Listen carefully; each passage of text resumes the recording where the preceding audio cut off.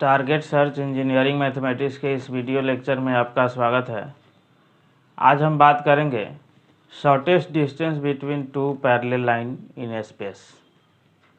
यानी स्पेस में जब दो पैरेलल लाइन है तो उसके बीच का शॉर्टेस्ट डिस्टेंस हम लोग कैसे निकालेंगे।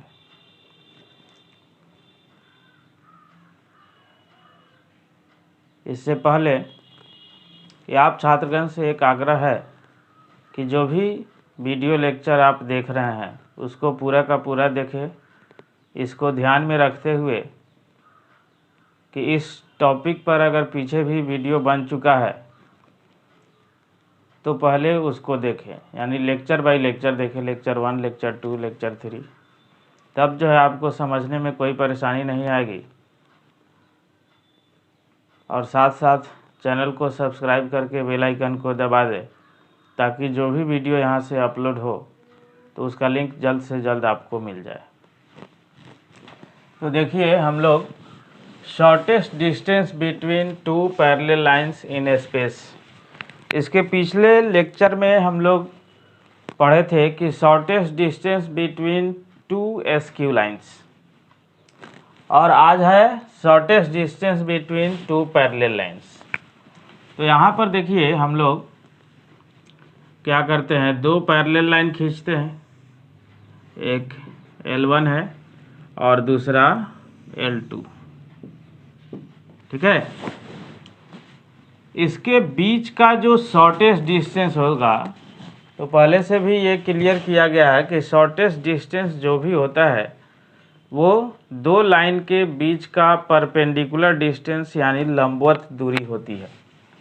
तो यहाँ से हम लोग इस प्रकार से ये शॉर्टेस्ट डिस्टेंस हुआ, मान लीजिए कि AB, ठीक है। अब हम लोग देखिए कि इसका इक्वेशन कि vector R equal to vector A1 plus lambda vector B। देखिए, अब इसमें B1 B2 इसलिए नहीं होगा क्योंकि ये दोनों लाइन पैरेलल है, तो B तो एक ही वेक्टर होगा, ठीक है। B एक ही वेक्टर होगा जिसके पैरेलल ये दोनों लाइन है, ठीक है। B कोई एक ही वेक्टर होगा जिसके पैरेलल ये दोनों लाइन L1 और L2 है। तब यहाँ से देखिए कि अब मान लीजिए कि यहाँ A1 से पास हो रहा है ये, और ये B वेक्टर इस प्रकार से है कि A1 I cap plus B1 J cap plus C1 K cap, ठीक है। और तो इसका इक्वेशन क्या हो जाएगा, वेक्टर R इक्वल टू, अब ये देखिए ये पॉइंट अलग से पास हो रहा है, दूसरे पोजीशन वेक्टर से पास हो रहा है, तो A2 बट उसी के पैरेलल है और आर्बिट्ररी कांस्टेंट भी बदल जाएगा, तो यहाँ पर जो है म्यू इंटू वेक्टर B लिखते हैं, ठीक है। अब ये दूसरा लाइन A2 से मान लीजिए पास हो रहा है, A2 पोजीशन वेक्टर से पास हो रहा है दूसरा लाइन। इसको अगर हम लोग ऐसे मिला दें और मान लेते हैं कि ये एंगल जो है थीटा है, ठीक है, जो कि ये लाइन और ये जो है देखिए L2 के बीच का एंगल है। तो L2 के बीच का एंगल होगा तो L1 के साथ भी उतना ही बनाएगा, और साथ साथ जब इसको आगे बढ़ाइएगा तो ये भी आपका थीटा ही होगा, ठीक है। यहाँ पर आप जो है C लिख दीजिए, ठीक है। अब हमको शॉर्टेस्ट डिस्टेंस निकालनी है, यानी AB निकालनी है। AB का लेंथ जो है D है मान लीजिए। तो अब देखिए यहाँ पर हम लोग लिखते हैं कि since vector R equal to vector A1 plus lambda B एक इक्वेशन हो गया, and vector R equal to A2 plus mu, sorry यहाँ से म्यू इंटू वेक्टर बी, ये दूसरा लाइन हो गया। ये है इक्वेशन ऑफ L1 और ये है इक्वेशन ऑफ L2। ठीक है, अब इसके बीच का डिस्टेंस हम लोग को दिखाई दे रहा है ए बी है। अब यहाँ से हम लोग काम करें, देखिएगा कि in triangle A B C में अगर हम लोग साइन थीटा अप्लाई करें तो साइन थीटा इक्वल टू आएगा आपको ए बी अपॉन ए सी। ठीक है, यानी यहाँ से ए बी इक्वल टू जो हो जाएगा ए सी इंटू साइन थीटा। ठीक है, तो ए सी इंटू साइन थीटा हो गया ए बी के जगह पर। अब हम लोग आगे जो है काम करते हैं। देखिए कि सिंस वेक्टर बी और क्रॉस प्रोडक्ट लेते हैं वेक्टर ए सी के साथ। ठीक है, अब देखिए वेक्टर बी क्रॉस ए सी, अब अगर लीजिएगा तो क्रॉस प्रोडक्ट का जो रूल होता है कि हम लोग जानते हैं कि vector A cross B equal to जो है कितना, तो magnitude of A into magnitude of B into sine theta unit vector N. ठीक है, तो यहाँ से हम लोग जब चलेंगे बी क्रॉस ए सी जब निकालेंगे तो वेक्टर बी का magnitude into vector A C का मैग्नीट्यूड, ठीक है, और इंटू कितना, तो sine theta unit vector N आएगा यहाँ से। अब देखिए, अब यहाँ से ए सी वेक्टर अब जब निकालिएगा तो ए सी वेक्टर का मतलब कि दोनों का जब पोजीशन वेक्टर मालूम है ए का भी सी का भी, तो टर्मिनल माइनस इनिशियल करते हैं हम लोग। तो यहाँ से आपको जो है देखिए कि वेक्टर बी अक्रॉस ए सी, ठीक है, ए सी को हम लोग क्या लिख देंगे, vector A two minus A one. ठीक है, equal to magnitude of B है और into A C sine theta का वैल्यू देखिए यहाँ पर। ठीक है, आपको ये तीसरा अगर कर दे तो ए सी साइन थीटा, क्योंकि ए सी वेक्टर का मैग्नीट्यूड लिखने का मतलब ही है कि ए सी आप लिख सकते हैं। तो ए सी साइन थीटा के जगह पर आप क्या रखिएगा, ए बी और इनटू है यूनिट वेक्टर एन। आपको क्या निकालनी है, ए बी निकालनी है।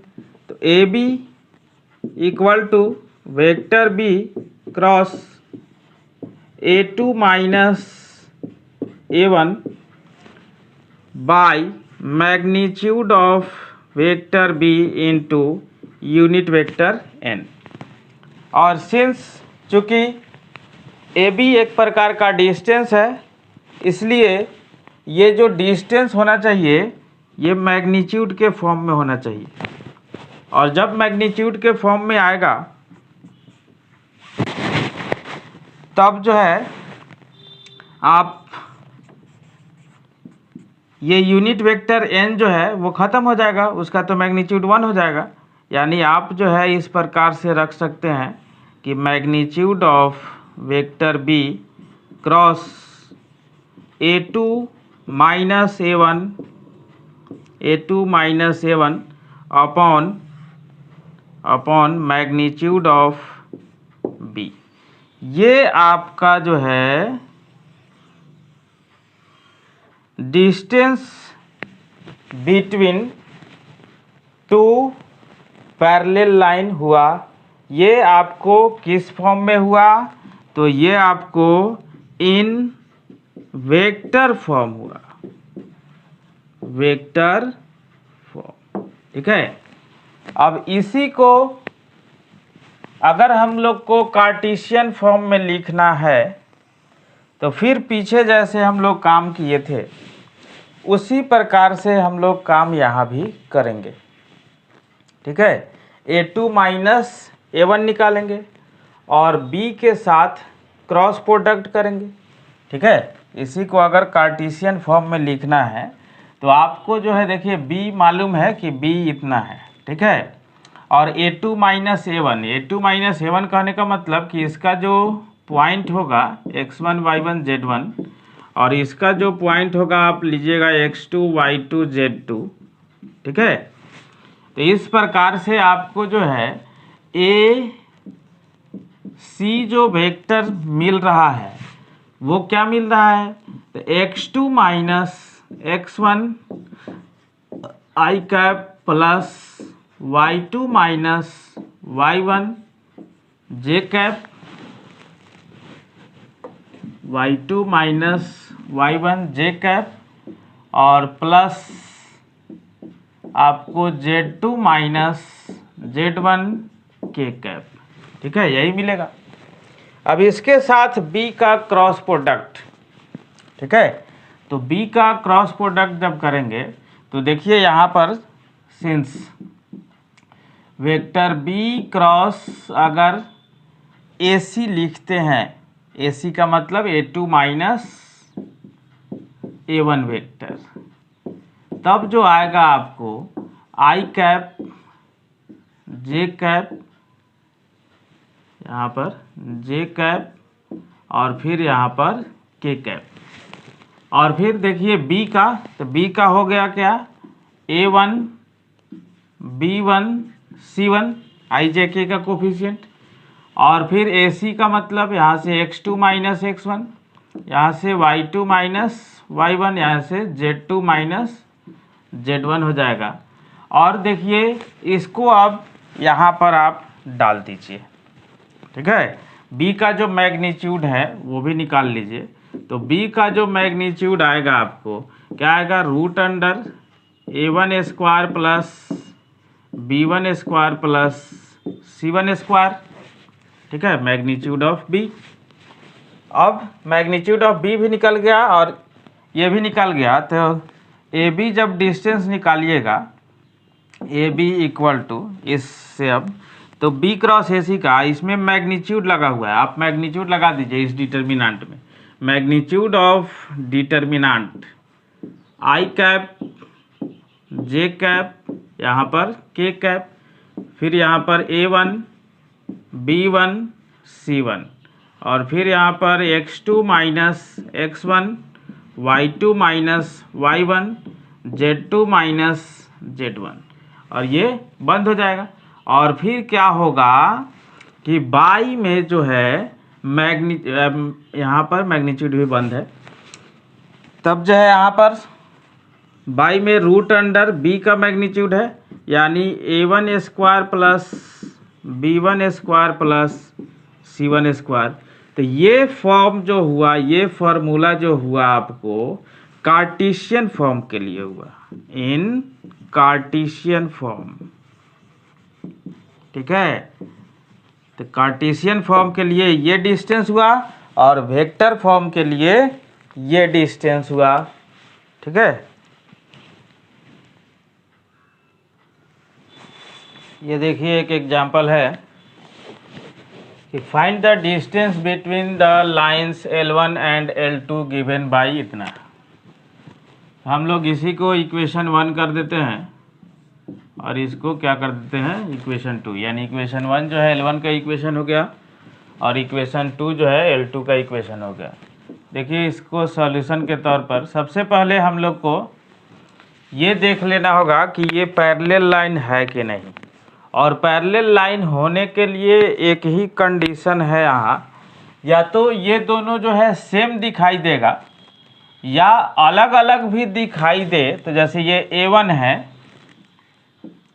तो भाई ये A2 हो जाएगा, ये अगर B1 है तो भाई ये B2 हो जाएगा, और ये अगर C1 है यहाँ पर तो यहाँ पर C2 हो जाएगा।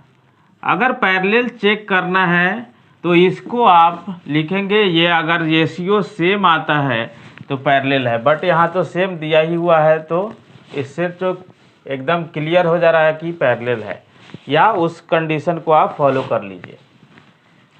तो यहाँ से जब चलिए कि यहाँ पर अब हम लोग को जो पोजीशन वेक्टर मिलेगा, गिवन पोजीशन वेक्टर A1 जो मिलेगा वो है i cap plus 2j cap minus 4k cap है, और फिर A2 तो A2 जो मिलेगा आपको 3i cap plus 3j cap minus 5k cap. ठीक है, तो अब हम लोग को जो फार्मूला लिखे हैं एंड यहाँ पर b भी लिख दीजिए, तो b है आपको 2i cap plus 3j cap plus 6k cap. अब इसमें थोड़ा सा आपको यहाँ पर अगर सेम नहीं है, रेशियो सेम है, तो कन्फ्यूजन होगा कि कौन वाला रखे, बड़ा वाला या छोटा वाला। तो सबसे पहले जब कॉमन होगा, जब इस प्रकार का रेशियो जब आएगा, तो इसका मतलब है उसमें से कॉमन निकाल के जो भी कांस्टेंट एक्स्ट्रा निकलेगा वो म्यू के साथ मिल जाएगा। ठीक है, और वो अपना बी छांट लीजिए आप। तब यहाँ से देखिए कि सिंस अब जो है फार्मूला जो शॉर्टेस्ट डिस्टेंस का है यहाँ पर हम लोग को, तो पैरेलल लाइन है, तो पैरेलल लाइन के बीच का जो शॉर्टेस्ट डिस्टेंस है कि vector B cross A2 minus A1 upon magnitude of vector B. ठीक है, और इसी में ही सब काम को निकाल करके डाल देना है। तो सिंस पहले तो आपको A2 माइनस A1 निकालना पड़ेगा, तो A2 माइनस A1 जब निकालिएगा तो 3i माइनस i यानी 2i। ठीक है, 3i minus 3j minus 2j, तो प्लस हो जाएगा j माइनस 5k, और माइनस माइनस तो प्लस हो जाएगा ही, तो यानी आएगा आपको माइनस k। ठीक है, तो अब यहाँ से देखिए A2 माइनस A1 आ गया। अब इसके साथ वेक्टर b का क्रॉस प्रोडक्ट है। ठीक है, जो फार्मूला है वहाँ उसमें, तो हम लोग इस क्रॉस प्रोडक्ट को निकाल लेते हैं। तो i कैप यहाँ j कैप यहाँ k कैप, आपको जो है b वेक्टर यहाँ पर है देखिए, तो 2 3 6। ठीक है, A2 माइनस A1 यहाँ पर है आपको, यानी 2 माइनस 1 प्लस 1 है, प्लस 1 यहाँ पर माइनस 1। इसका वैल्यू आप निकाल लीजिए पहले। ठीक है, तो इसका वैल्यू जब निकालेंगे आप, तो देखिए यहाँ पर कि आएगा, एक्सपेंड कर देंगे R1 के अलॉन्ग, तो i cap into minus 3 minus 6। ठीक है, माइनस जे इंटू, तो माइनस जे जब करेंगे तो सेकेंड कॉलम ख़त्म होगा, फर्स्ट रो ख़त्म होगा, तो इसका मतलब है आपको जो है -2 माइनस 12। ठीक है, यहाँ पर पहले इससे इसमें मल्टीप्लाई -2 -12, और प्लस यहाँ पर आपको k आएगा, तो k जब कीजिएगा तो यहाँ पर 2 और -6। ठीक है, तो यहाँ से देखिए आपको जो है आ गया -9i कैप प्लस हो जाएगा 14j कैप और -4k कैप। ठीक है, तो सिंस हम लोग अब यहाँ पर जो है काम करेंगे कि पहले b का भी मैग्नीट्यूड निकाल लेते हैं। ठीक है, तो वेक्टर b का जो मैग्नीट्यूड आएगा आपको रूट अंडर कितना आएगा, 2 होल स्क्वायर प्लस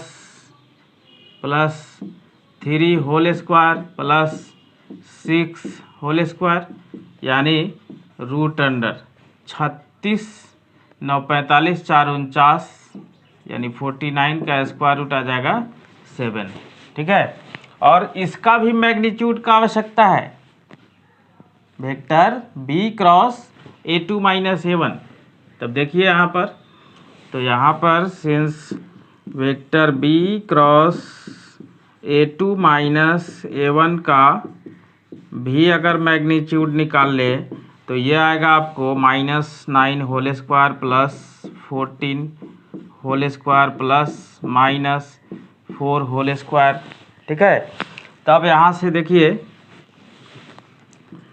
कि रूट अंडर कितना आएगा 81 प्लस 196 प्लस 16, यानी रूट अंडर जो है 6 6 12 113 1 1 2 9 11 11 और 8 19। ठीक है, और 1 1 2, यानी 293 आया।